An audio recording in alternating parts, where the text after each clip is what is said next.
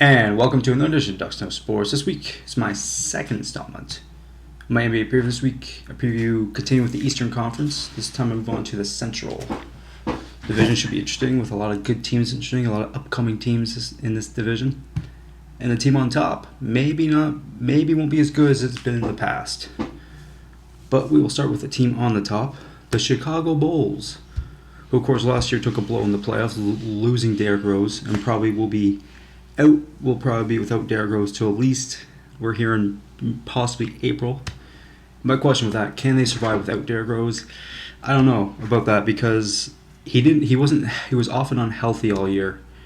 And they seemed to be pretty good without him during the season, but when that blow in the playoffs, that game one against the 76ers, they seemed could never recover and just got their butts kicked by the 76ers in that first round.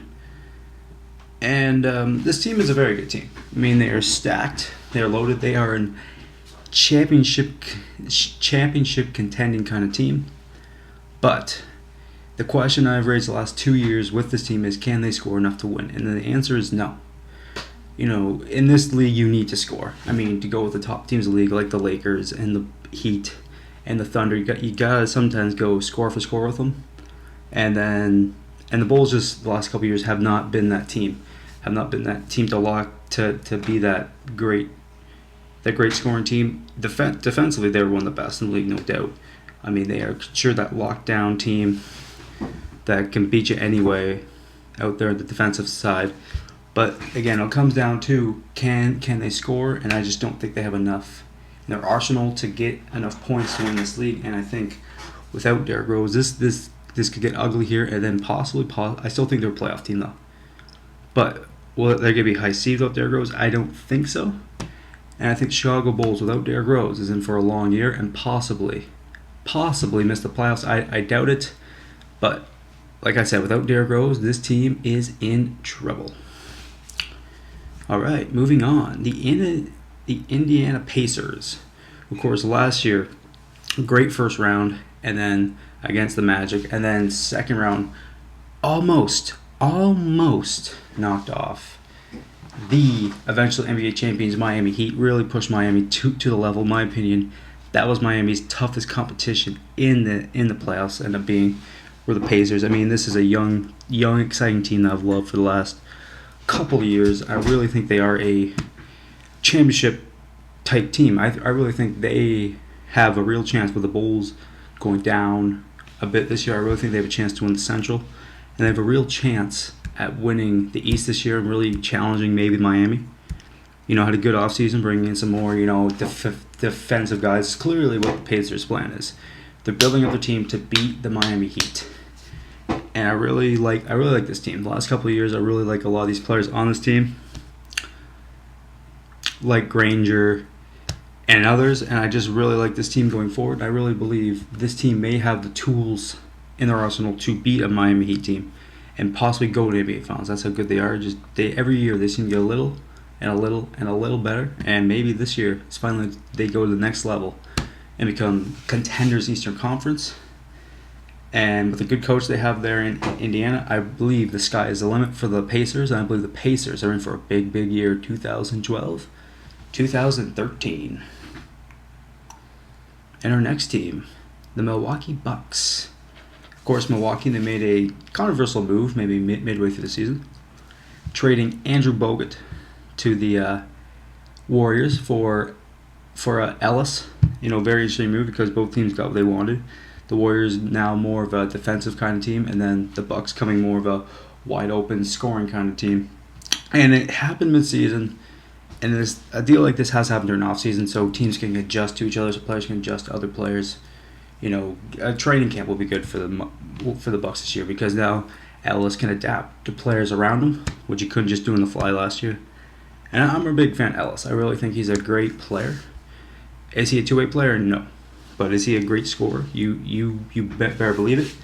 And with a solid defensive style that the Bucks like to play, maybe Ellis becomes a better two-way player. Who knows? But big Ellis fan. I think Ellis, with players around him like Jennings, they can be an explosive 1-2 punch in this league. And sometimes the NBA, like Miami Heat showed us, sometimes you just need a couple players to be a good team in this league. And I think with a combo of Jennings and Ellis, I really think they can maybe be one of the better teams East this year, just because they've been a good team the last couple of years. Never a great team, never a team that's going to be in the top four, but always in the playoffs, always kind of in around the playoffs. And I really believe the Bucks could take a next step this year and become a good team with other teams East going downhill like the Bulls. And I believe with this acquisition in Ellis midseason, I think will be with the training camp will be good for them, because now you can adapt the players around like Jennings. I think Jennings and him again will be a good combo. I think Milwaukee Bucks could be a surprise team in 2012, 2013. Next team, the Cleveland Cavaliers. Interesting. Last year, Cleveland a couple years ago were just god awful, like worst team in the league, no doubt. But last year took strides to becoming a good team. They got a good young core there with Irving and Thompson. Those guys drafted, in the top 5 two years ago. They feed off each other. Good friends, what I hear off the court. And I really believe these are the two keys to them being a successful team. I mean, Irving is the franchise player, no doubt. I think Thomas can be could be his his Robin to his Batman. Could be he's a very good big man that can rebound, block shots, and all that good stuff. And I believe with these two could be in the way up. And the Cleveland Cavaliers last year weren't that bad. Let's be honest, almost made the playoffs. We're in there till the end. And considering this team, his bench is kind of weak, they'll have to expand on that to be a good team in the East. But I really think they can challenge for a playoff spot this year. I mean, sounds crazy, but I really believe the Cleveland Cavaliers are going to be an improvement this year. And I think they're going to take the next step and become kind of a good team, maybe the ball in the East. And I really believe they are good enough to at least get 8th spot in the East. And I believe the Cleveland Cavaliers are a playoff team in 2012, 2013. And our final team, the Detroit Pistons. And let's be honest, the Detroit Pistons from 2000 to 2006, maybe not 2000 to 2008 actually, were the best team in the East. Hands down one of the best organizations in the East, one of the best teams in the league for years and years with that great defense, with that great starting 5. But since then, they've been, a mess. I mean, nothing about this team screams winner to me. I mean, bad contracts. Yes, a few good players like Moreau. I like Moreau out there. But besides that, not a very good team. And I just don't see how this team's going to get any better this year. And I just believe Detroit Pistons, made a few questionable moves the last couple of years. I think eventually it's going to haunt them. And I think this team just needs to be gutted and start from scratch and start a rebuild, because this team is just too old. And I just don't believe this team has anymore. And I believe the Detroit Pistons, again, we're in for a long year in 2012, 2013.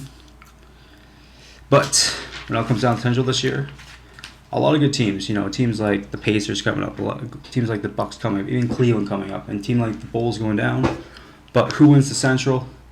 I want to say it's the Bulls, but unfortunately, I think it's going to be the Indiana Pacers. I believe they are a team on the rise and a team that could challenge for the NBA championship this year. Well, till next time, I'm Eric Dux saying I'm Dux, and I know sports.